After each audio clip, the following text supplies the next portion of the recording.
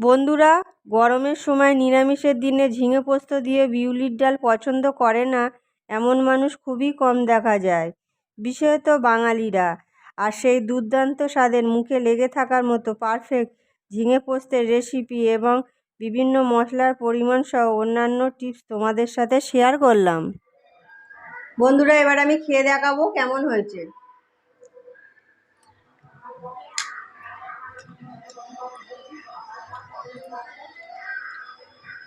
বন্ধুরা, শুধুই খুব সুন্দর লাগছে। তোমরা অবশ্যই বাড়িতে খেয়ে কমেন্টে জানাবে কেমন হয়েছে। নমস্কার বন্ধুরা, সুপ্রিয়া কিচেন ব্লগে সবাইকে স্বাগত। আশা করি তোমরা সবাই খুব ভালো আছো। আজ আমি তোমাদের দেখাবো বাঙালির জনপ্রিয় রেসিপি ঝিঙে পোস্ত। তাহলে দেরি না করে চলো বন্ধুরা দেখে নিই ঝিঙে পোস্ত বানাবার জন্য কি কি নিয়েছি। ঝিঙে পোস্ত বানাবার জন্য এখানে নিয়েছি 800 গ্রাম ঝিঙে, যা আগে থেকে ছাড়িয়ে কেটে ধুয়ে নিয়েছি।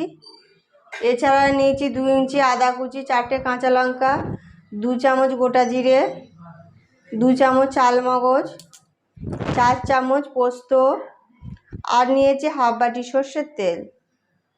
এছাড়া নিয়েছি 1 চামচ লবণ, 1 চামচ হলুদ গুঁড়ো, হাফ চামচ কাশ্মীরি লঙ্কার গুঁড়ো, আর নিয়েছি হাফ চামচ চিনি। সবশেষে ফোড়নের জন্য নিয়েছি 1টা তেজপাতা, 1 চিমটে কালো জিরে, আর 1টা শুকনো লঙ্কা। প্রথমে আমি ঝিঙেগুলোকে কষে নেব। সেই জন্য গ্যাস অন করে কড়াটা গরম করে নিয়েছি। এবার সেই কড়ার মধ্যে দিয়ে দেবো সর্ষের তেল। এখন সর্ষের তেলটা গরম হয়ে গেছে। এবার এর মধ্যে দিয়ে দেব কালো জিরে, তেজপাতা আর শুকনো লঙ্কা। ফোড়নটা হয়ে গেছে। এবার এর মধ্যে দিয়ে দিচ্ছি ঝিঙে।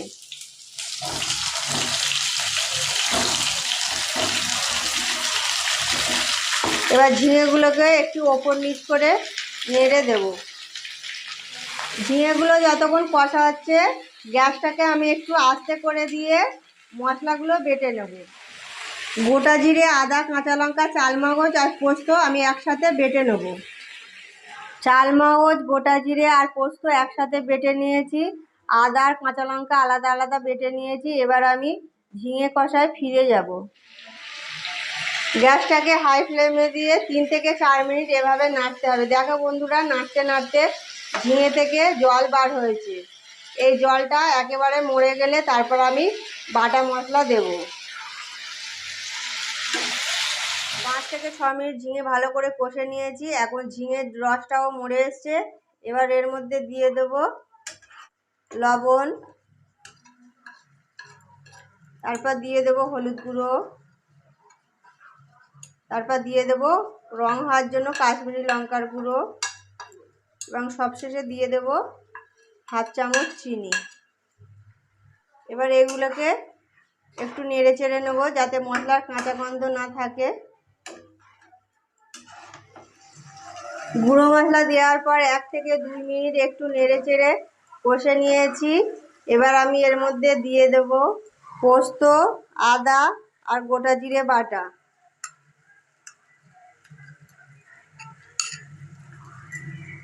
এরপর দিয়ে দেব কাঁচা লঙ্কা বাটা, তারপর দিয়ে দেব আদা বাটা।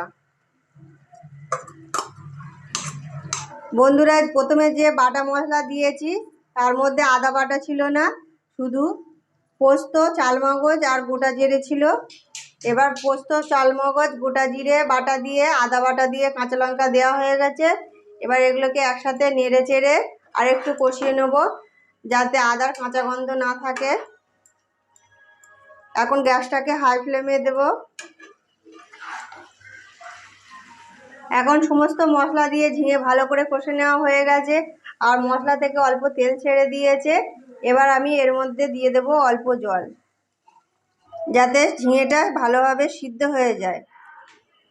এবার আমি 7 মিনিটের জন্য একটা ঢাকনা দিয়ে ঢেকে দেব যাতে ভালোভাবে ফুটে ঝিঙেটা সিদ্ধ হয়ে যায়। 8 মিনিট পর ফিরে আসলাম। এবার আমি ঢাকনা খুলে দেখে নেব ঝিঙে পোস্ত হয়েছে কিনা।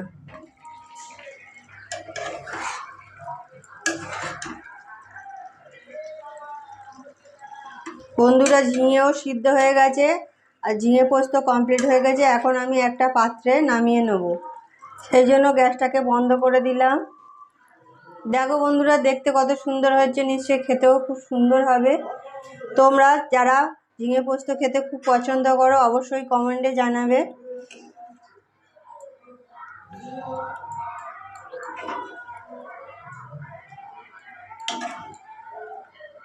ঝিঙে পোস্ত পাত্রে নামানো হয়ে গেছে রুটি, পরোটা বা গরম গরম ভাতের সাথে পরিবেশনের জন্য। আমার এই ঝিঙে পোস্তের রেসিপি যদি তোমাদের ভালো লেগে থাকে তাহলে একটা লাইক, শেয়ার, কমেন্ট এবং আমার চ্যানেলটিকে সাবস্ক্রাইব করার অনুরোধ রইল।